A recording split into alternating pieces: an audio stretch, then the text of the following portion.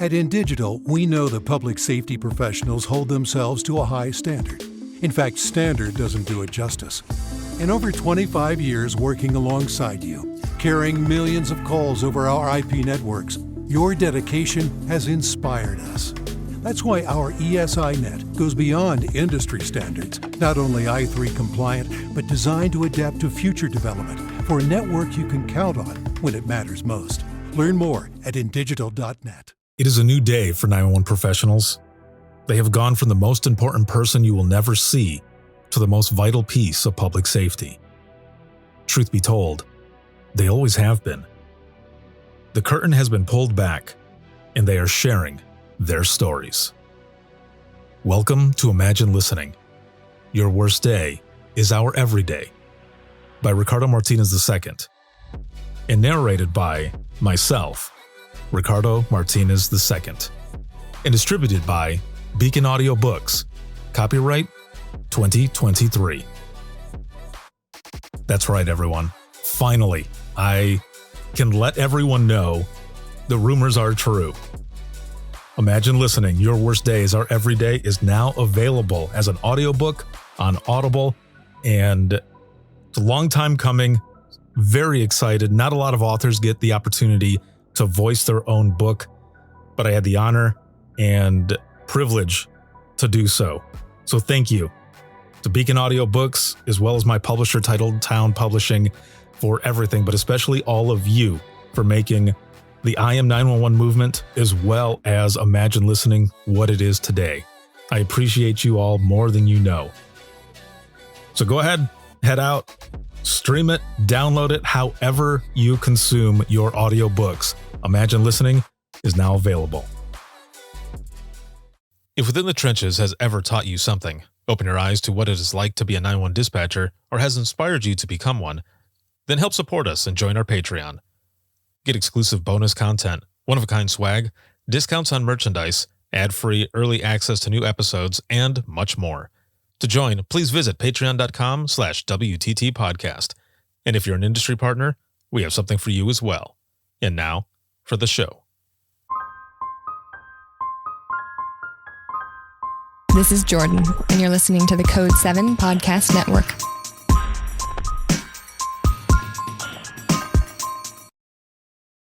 Warning. This episode contains the 3 A's of podcasting: adult content, adult language, and awesomeness. You've been warned.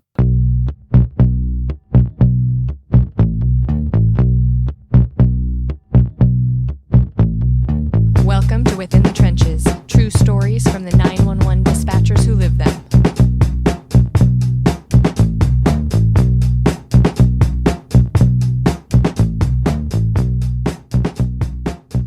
Hey, what's going on? This is Ricardo with the Code 7 Podcast Network, and we are about to get started with Within the Trenches, true stories from the 911 dispatchers who live them. This episode is sponsored by InDigital, a leader in next-gen core services, and a big shout-out, as always, to subscribers of the podcast, whether you are on Patreon or Facebook or Circle. Thank you so very much. I wouldn't be able to do everything that I do if it wasn't for all of you, but especially all of you who are currently watching, sharing, supporting, and just all of it. Thank you so very much. I am currently in Kansas. As you can see, I'm in a hotel. And I'm here this week in Emporia, and this is Lyon County, and I am going to be teaching tomorrow, very early in the morning. I've got my 8-hour communications course that I'm basically taking around the country, and it's been really good. I'm excited to see all of you. By the time this comes out, it'll definitely be past the time that it might actually almost be National Nina time, which is in June.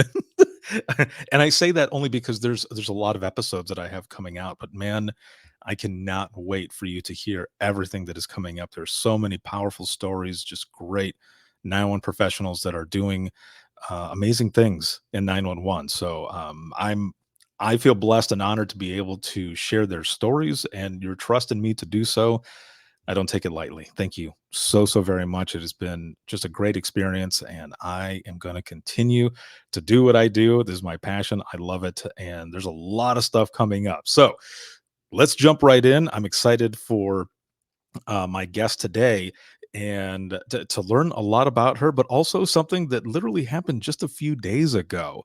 We're going to be sharing something that part of the story here a little bit towards the end of the episode. But my guest today, her name is Jenessa, and she is a level 3 now and professional out of St. George Communications out of Utah. Hello. Hi. How are you doing? I'm doing good. How are you? I am doing all right. I said this in the last episode, but I'm going to say this again really quick. There's a lot of weather that has been going on in, Oklahoma, Nebraska, just a lot of tornadoes, some crazy stuff that has been going on. And the director for Lyon County, where I'm going to be teaching, her name is Roxy, good friend of mine, and she's on her way back from Colorado. She was just teaching out there at a conference, and she was telling me, "So we're supposed to have some like thunderstorms and stuff this evening, and I think it'll be fine, but in case something crazy happens, we don't want our guest of honor to be, held up in a Hampton during a tornado. So this is what you need to do." So you, well, that's welcoming. Right, and scary. So So I'm glad that I will have a pretty good shelter to go to, but I hope I don't need to do so. Yeah, So that agreed. is yeah, that's just some of the stuff that's going on already this week, and it has been very interesting. But you a few days ago had something happen, which we are going to talk about here a little later in the episode, and I want to jump in and learn more about you. So how did you get involved in public safety to begin with? So my stepdad is in law enforcement, Mhm. and I remember I was sitting at a desk computer. I was doing my homework, and I was texting. I was doing all these things, and he comes downstairs, and he's like, "Hey, dispatch is hiring." I'm 18 at this time, and I was like, "Cool. I don't know what that means."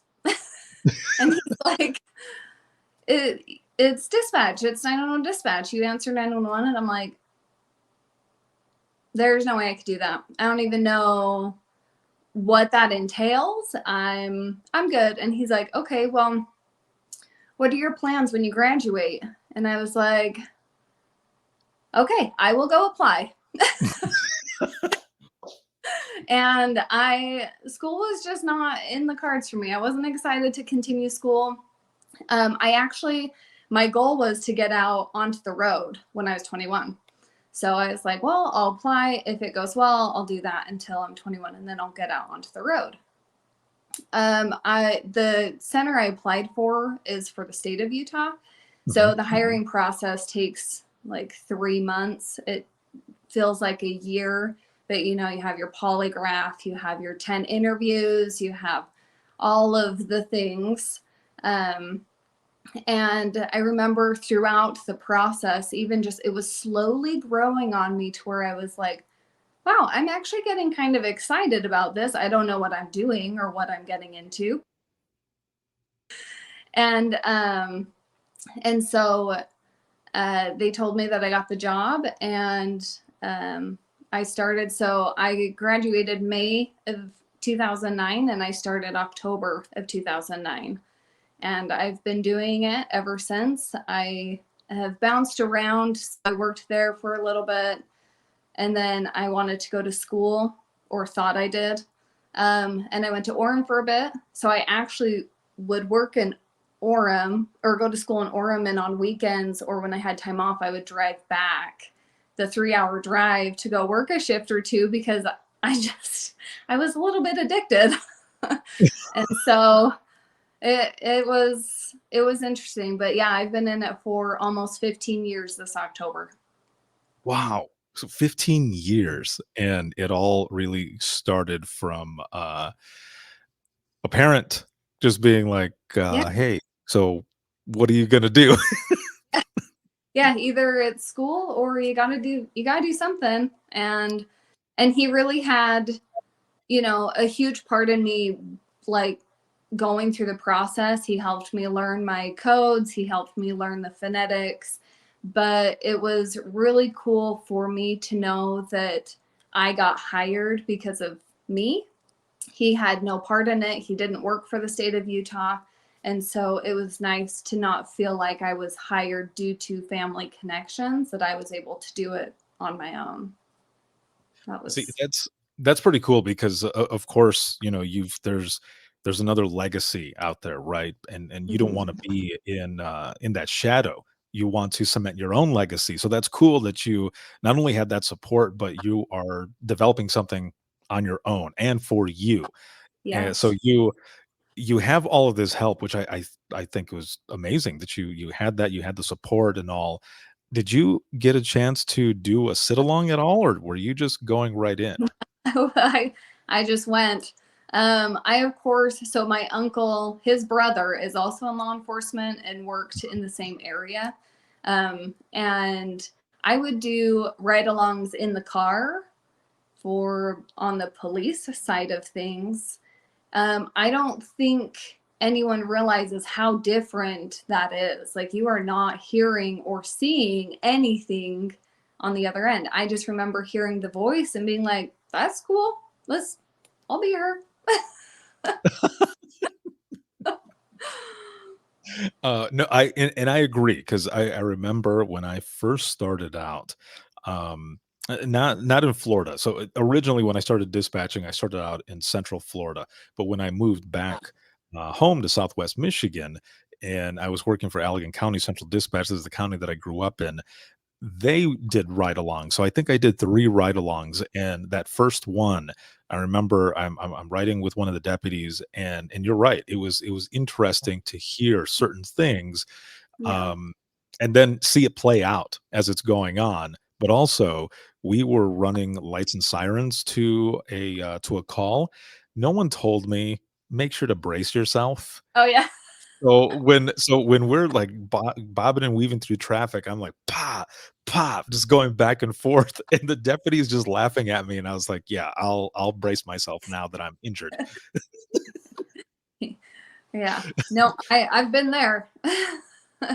And that's what I was gonna ask. So when you were doing your, those ride-alongs and everything, what are some of the things that you kind of remember as well? I mean, because you were saying you were gonna be in the chair for a while and then try to go out in the field, but obviously being in dispatch really got into your blood quick.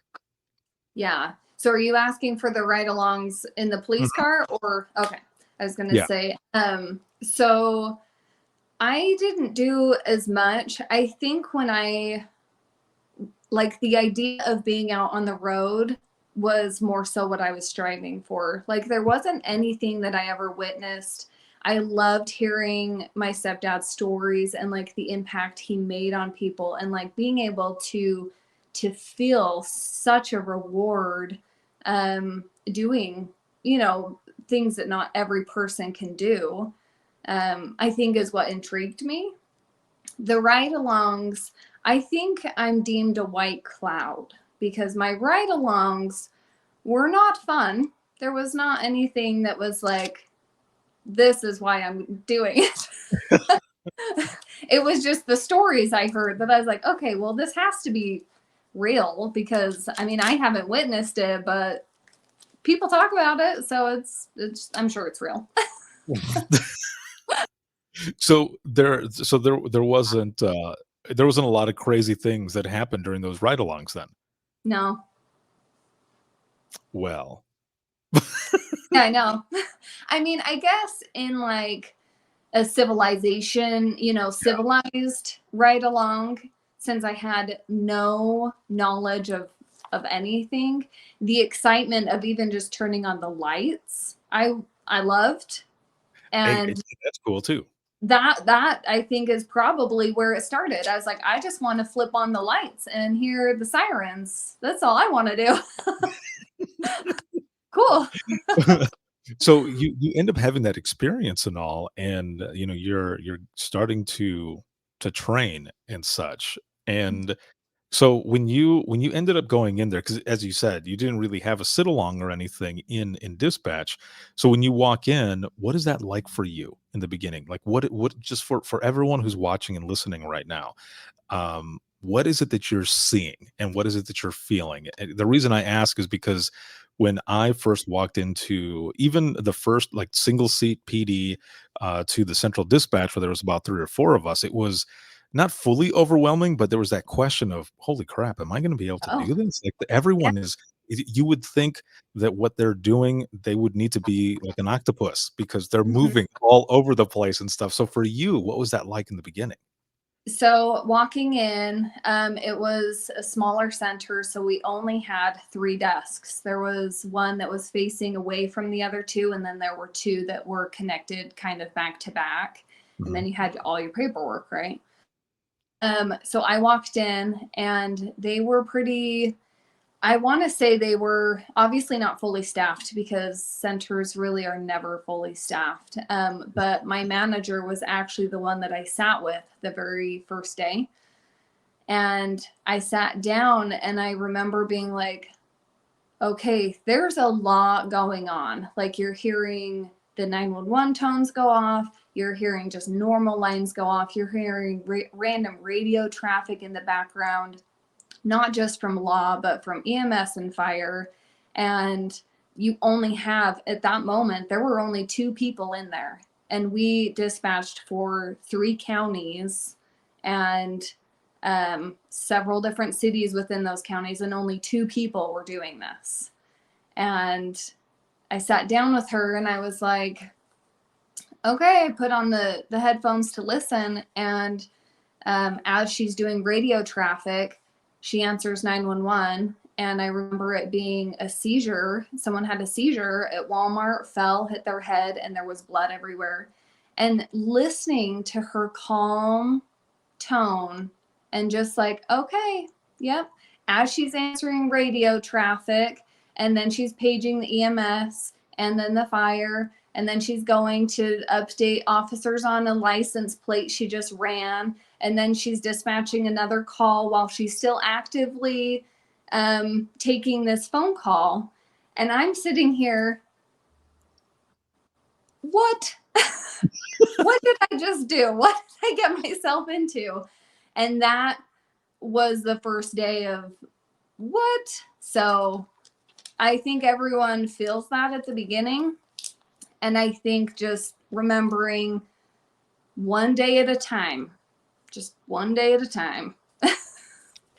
Yeah, that is a definite eye opener when you get in and you see someone doing that, just working, and especially if it's a team, working like a well-oiled machine, just going and going and going, Mhm. and you're the one sitting there, like you said, thinking, "What?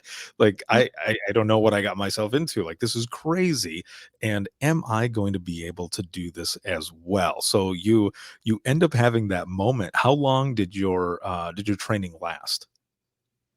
I truly don't remember fully. I want to say so within a couple weeks you're put on the console to actually actively do it, but the thing is we were so short staffed that I would kind of have to do things while my trainer would be stuck doing things. And so you kind of just got tossed in there. On some moments, and then I would have to turn and be like, okay, what from here? And she's like, you do this. So she's trying to finish what she's doing.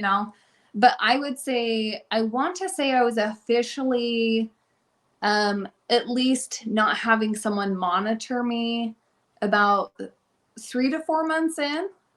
I want to say, I could be wrong, but it was around there. Whoa. So that there is for those who are watching and listening who've never done this before, yes, there are those moments where, and the way I was told this, and I'm using it because it makes so much sense. And a trainer said something similar to me once, but not to the point of what this other person had said. Basically, what they said was, as a trainer with trainees, I would tell them, "I'm going to toss you in the water.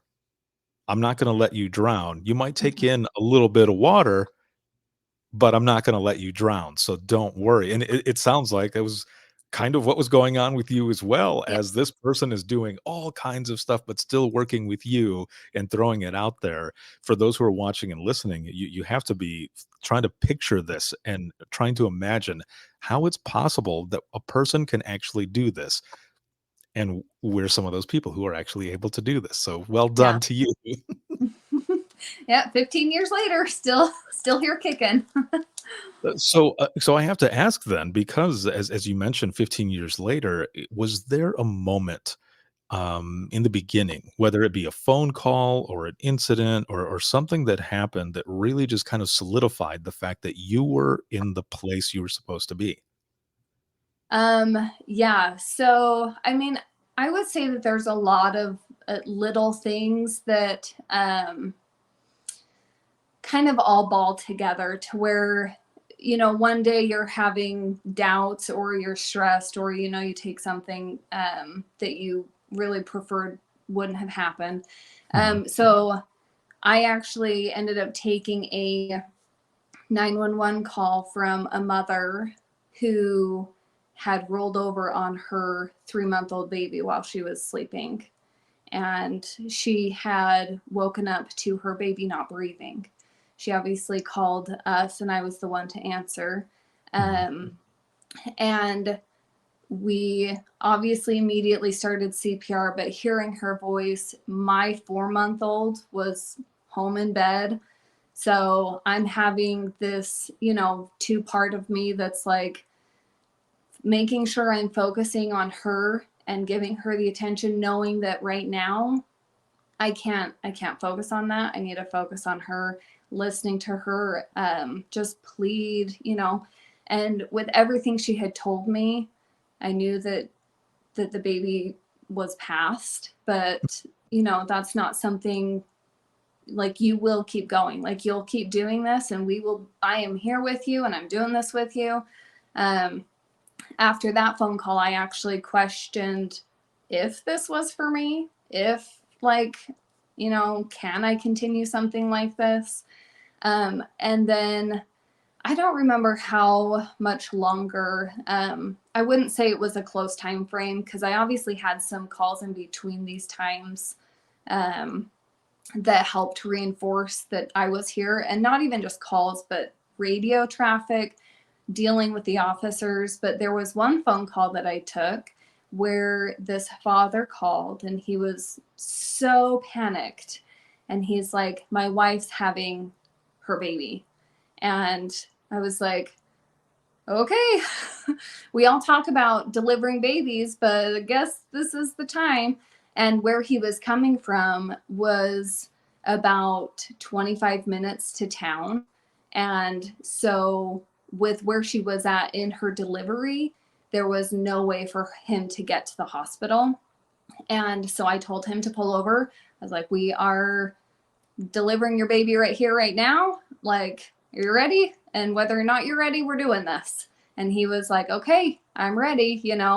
And as the ambulance gets there or is headed that way, we were able to deliver this baby boy.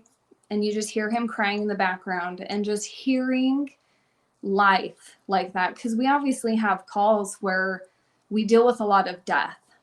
And so Mhm. to hear just this life crying in the background, that you helped bring this beautiful little thing into this world, even though you didn't see it, but you directed the entire thing. And just hearing it was like, oh, it just solidified it to where it's like, this is what I thrive on. Is we obviously deal with a lot of bad, but the bad definitely can be overpowered by those small, significant goods for sure.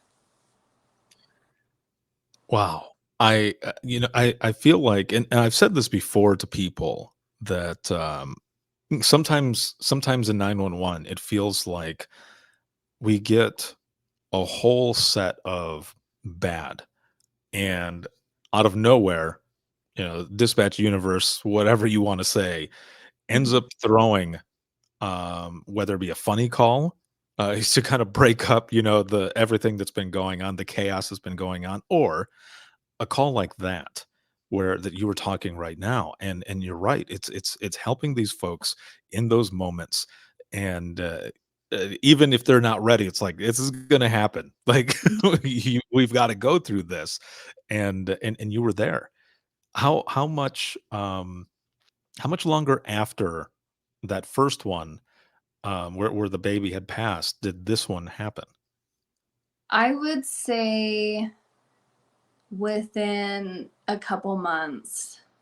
It wasn't like super close to where I was like this, wow, that was ironic, but it was Right. far enough apart to where I just remember the feeling of, man, in that center, we dealt with a lot. Like there was a lot of things coming in that center to where, you know, you would go in and when you left, there were probably like 3 people that died in your shift just because you deal with such a large area and such a small amount of people. So you deal with more than normal. And so I do remember that it had to have been a few months. To be able to go through all of that though, and so let me ask this really quick. Um, During this time, do you guys use ProQA, like your EMD We certified and all of that? we did not at the time. You had the We cards? cards. I Okay. loved cards. Okay, so this is why I ask. So again, and I know I've mentioned this before, audience who's watching as well as listening. I've mentioned these cards before. So, Janessa, if you can explain, because this type of call is already high priority, right? Just straight up Yeah. emergency. You're helping someone deliver their child, but you also have this stack of cards, these flip cards. And, Yes. and once you're going through this, I mean, there's like several panes of information that you have to go through. So just really quick, because I just want to illustrate for those who are watching and listening, this is a tough call as it is, right? Just very, very high paced, fast paced, all of this that's going on, but also you're reading through all of this stuff as well.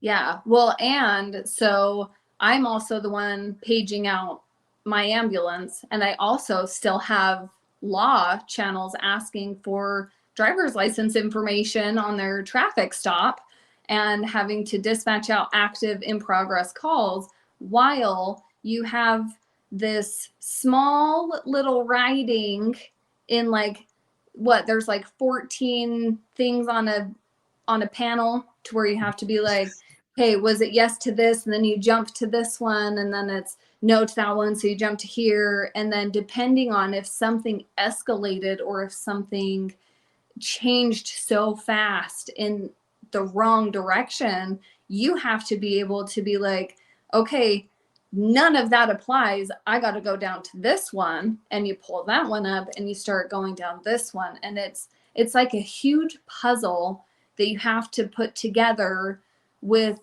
a blindfold and just listening, towards like, hey, you kind of go here. And I felt like I was blind, if there was braille, could do that.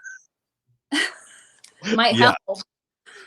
It is definitely a, like you said, a puzzle that you're going through and just going through all of it. And there are all these different options. They're like what if statements. Like, Hmm. if this happens, then yes, you move down, or if this happens, no, then you go this way. And Yeah. it's almost like a maze too when you're going through it. But everything just happens, and you're just going, Hmm. and you're in it together, and you have that connection, and then you possibly get a chance to hear that child crying for the first time, and you're right there with them. And so I applaud you. Well done. That is Thank awesome. you. That is very cool. Not a lot of people get a chance to do that. And so did you get your stork pin? I did. I have 2 stork pins.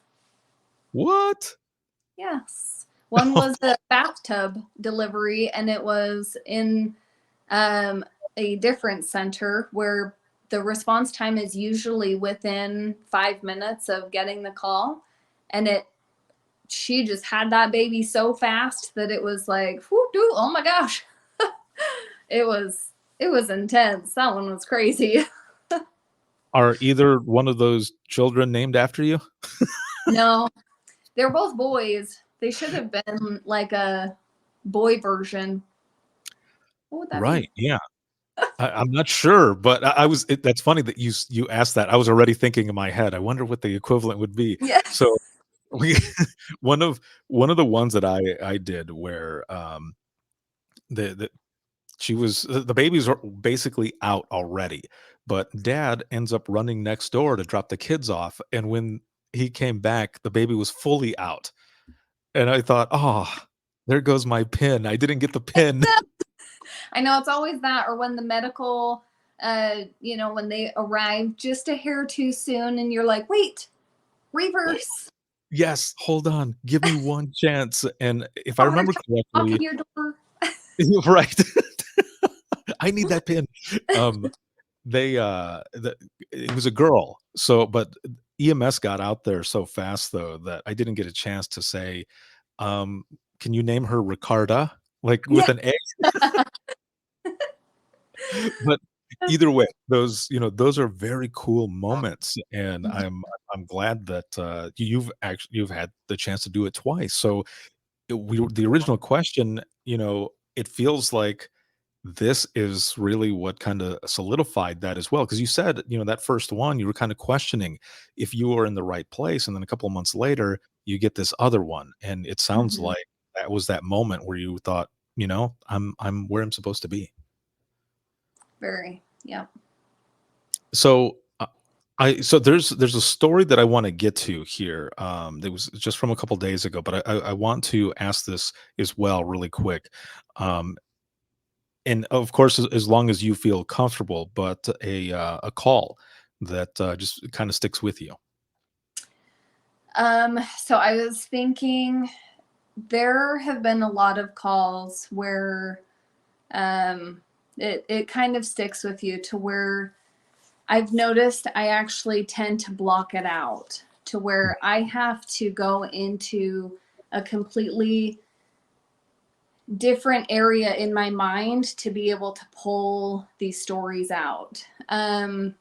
So the people that do know me, I have my tattoo that I was able to put my stories into because these specific stories were taking up a place in my mind that I couldn't I needed to free up. So I was sitting there looking at this and I was like, which story would I want to share? Um, there is one specific that I won't get into this time. I would love to share it at one point, but I won't get into that one. That one's super, super in depth and very, very personal. But there's one, this actually happened. So I was getting ready to leave my first center to go to a separate center. And this was after 11 years ish of working at this center. Like I had built this, relationship with everyone. So it was already kind of an emotional day because this was my very, very last day. But I had a mother get in a car accident with her daughter. And I truly don't remember if there were two vehicles or one. I just remember the mom screaming in my ear that she had gotten in an accident and that her daughter was being crushed and could not get out, and she wasn't awake, and she couldn't even tell if she was breathing or not. And so obviously I'm paging out not only EMS and fire and officers, but I'm getting search and rescue headed this way. I'm getting life flight headed this way. We had a cool little app that you could just type in the coordinates, so I didn't have to get off the phone to send life flight. But so I'm doing all of this while listening to this mother plead for someone to save her girl, and I just like hearing the screaming and the cries it's tough. But there was a moment where I was giving her instructions on all that we have to be able to help her daughter to get out, and trying to also hold it together myself, because I'm an empath. I love to feed on other people's emotions. And Mhm. so I get pulled in really fast. So I have actually had to learn how to put a wall up in the moment to be like, this is not for me. I need to help you. And so as I'm trying to help her, we were actually able to break the door. Like, she was pulling on the door so hard, and just with me, in the background, like, you've got this, you can do this. And she was able to pry the door open by herself, and she was able to pull her daughter out. We started CPR on her. But thankfully she wasn't in a state where she was so far gone to where we were able to kind of help get her to breathe again. And so she wasn't fully conscious when the paramedics got there, but she was functioning on her own. And so that's one of the most unique and fulfilling stories that could have gone completely south, but also, went on the positive side. Oh, first of all, thank you for sharing that. Thank you so much. And it's a tough thing when you're taking a lot of these calls, and a lot of the times they do go south, and they do go, a way that you really don't want. But luckily with this one, it was different. And I can see why it would stick with you. And it's good to be able to share, right? It's good to be able to get those out. I know a lot of times at the time we really don't think about it until it comes out, and then you kind of get, and maybe you don't notice right away, but you kind of have that, you get a little bit of that weight lifted off of you, and then it's a little bit easier after as well. And with a lot of stuff that we do, the training that we have, the amount of training that we have, there are moments where you are in, let's just say, just in the general public, you're at the store, or you're walking around in the park or whatever. And I know for myself, I used to ask myself, like, would I be prepared enough if something happened in front of me? And I feel like a lot of us ask ourselves that, and run scenarios like, what would I do? What would happen if this or this or this happened?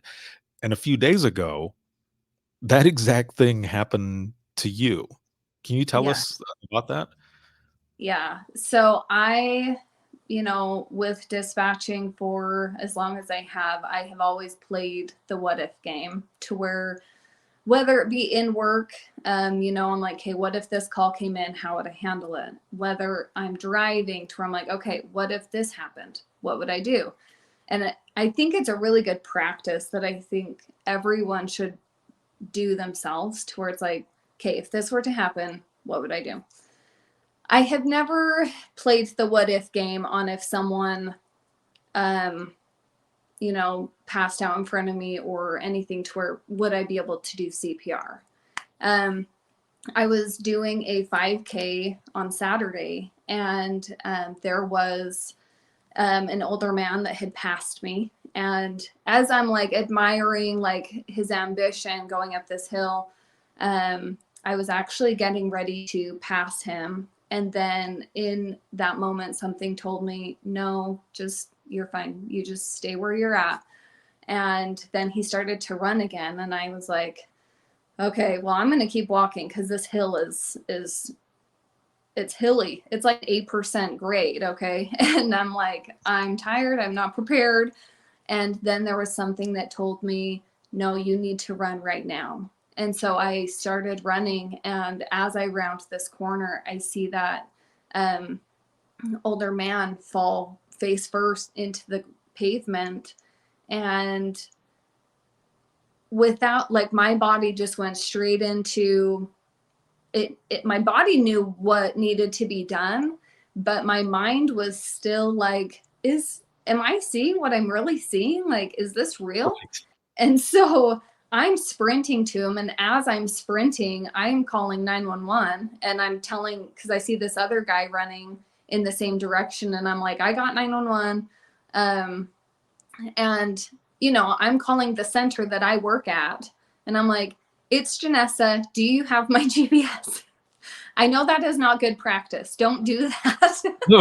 But, I'm on a trail. So technically, there was no address. That's true. But Jen was the one that took it. And she was like, yes, I have it. What's going on? And I was like, a guy just collapsed. And she's like, is he breathing? And I said, yes. But as I'm looking at him, my mind knew it was agonal breathing due to my training that I have had. And there was a class I took out in DC that really was amazing, to where, he put it engraved in my mind. That's like, if you notice it's agonal breathing, you just start compressions, like just start. And, I'm telling this guy to flip him onto his back. And then, so we get him onto his back, and I just yelled, no, he's not breathing, as I'm passing the phone to someone else. And I'm just start compressions to where I'm like, this is not real. And I'm just going. And in that moment, yes, I've had 15 years of helping people do CPR, but I have never done it myself. And in that moment, I'm like, I don't even know if I did it right. It was like, and that's what reminded me of, like, having that voice on the other end, helping you stay focused, helping you, with the count. Even if it's an experienced person, when you're in that traumatic state, your mind it's all over the place. Like, there's so much going on, and so much emotion that, like, I loved knowing someone else had my back. And so I'm just doing compressions. And I had just ran 2 miles, and I was like, okay, I'm tired. Like, I need someone to take over, because these compressions need to be effective. And if I'm tired, they're not being effective. So this guy took over, and he started doing compressions. And in the training, the instructor said, you do not stop CPR until the patient pushes you off of them, or help is there to take over. And that is seriously, I think, what helped me in that moment, because there were many, many times where we could have stopped and been like, well, he's kind of breathing, because it's normal for air to come out as you're doing compressions. Yeah. But, I was like, no, you need to keep going until he pushes us off. Like, we are in this. And there was a moment where he had actually made a motion as if he wanted to push us off. So he actually stopped compressions for a second, and we both look at him, and within seconds, you could just see it drain out, to where he was draining so fast that I was like, nope, we need to keep going. So we continued compressions, and within, it felt like an eternity, but maybe a minute or two, he actually pushed us off and was like, oh, I'm stop. Like, okay. And I was like, oh my gosh, you're awake. Holy moly. I was so overwhelmed. Like, I just started bawling. There was so much emotions running through me. And I just sat there and talked to him until help got there. And it was phenomenal, but super, super overwhelming. Jeez. I'm picturing everything that you're saying as you're talking about this, and I'm literally at the edge of my seat. And I watched the news story, and I knew the gentleman was okay. but just listening to you say it, from your point of view and how everything was going on, that is intense. And, Hmm. like I said, sometimes there's scenarios that we run as, would I be able to do this if something happened?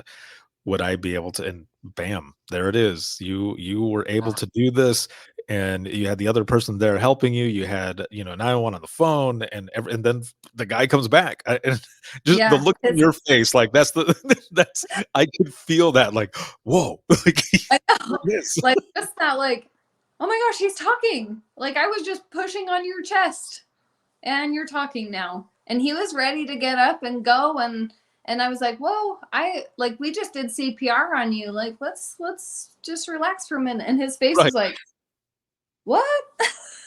You did what now? Wow. Uh, And so, and in the video and everything, towards the end, he ends up he's a little emotional, right, in the video, and happy emotional, right? And he calls you his, basically, like, his guardian angel. So yeah. that's amazing. Yeah, we keep in touch. So it That was a special moment that wow. I'm okay not doing again. But also, that you would be able to Yes, if exactly. And something like that happened. Yes. I remember telling one of my supervisors, I was like, that was nothing like the training that we go through. Like there was no calmness of, okay, you call 911 and you get AED and are you breathing? And no, that was not there. Intense. Wow. So we have just a couple minutes left, because I know that you have to go here. And Yeah. again, thank you so much for sharing every single story, for what you do, and for coming on as well. It's been an honor to have you on here. But I have just one last question for you before we go. And Yeah. that question is, out of these 15 years that you've had, your experience, everything that you've gone through, if you could travel back in time to talk to yourself in the beginning of your dispatching career, what would you tell yourself? What is some advice that you would give yourself? Oh, at the very beginning, the first several years, I let the caller's emotions overtake me to where if they called in or they were yelling at me, I would take that personally and I would hold on to that and just be like, ooh, what a horrible day. Like this person, it was so rude.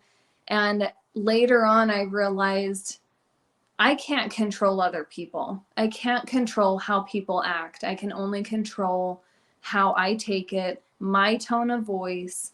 And I've noticed that the more calmly you talk to people, the more like compassion you show to others, it actually helps bring them down. Like people call in when they're, even if it's on a non emergency line, people call in a panic or in a stressed out state of mind where, yes, it's not an emergency per se, but to them right now, it is, and it's upsetting to them. And they just want to feel heard. They just want to know that we're there to take their call. And yes, you always have your select few that don't care. And, we pay their taxes and or they pay our salary, and it will forever, there will always be those people, and to not let them overpower and take over all of the good people that call and that are just needing help, to not take things internally and to just be a good person, whether it be someone that they know you're being a good person, or they won't care to ask your name, but know that you impacted them in a positive way. And so I think that would be definitely something I wish I would have learned earlier on. Awesome. Perfect. Thank you so very much once again. Thank you for everything that you do. And it has been a pleasure to have you on today. Thank you for having me. So I will be right back here with you in just one moment. And for those who are watching and listening, if you have any comments, questions, or you want to be a guest on the show, you can email us, and it's going to be wttpodcast@gmail.com. And for everything Within the Trenches podcast, you can simply go to links.co/WTT podcast. This broadcast has been sponsored by InDigital, a leader next gen core services. And you can see this on Facebook, YouTube, X, as well as LinkedIn Live. And then you can listen to the podcast 24/7 on Apple Podcasts, iHeartRadio, Spotify, your favorite podcasting app, and withinthetrenches.net. Have a good one, everyone, and we will see you all in the next one. You just listened to a Code 7 Network podcast. If you have any questions or would like to be a guest on the show, send an email to WTTpodcast@gmail.com.